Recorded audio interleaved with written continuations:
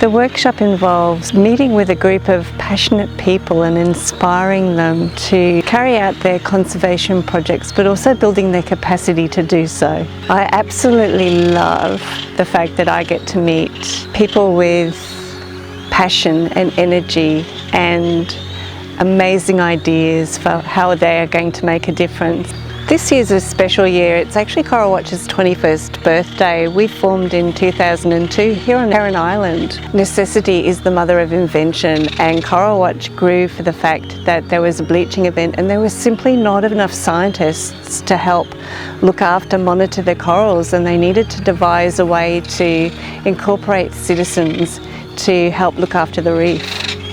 I'd like to say that ambassadors leave the program feeling the capacity to follow their goals, and they feel that they have a greater network of people that they can connect with to meet those goals.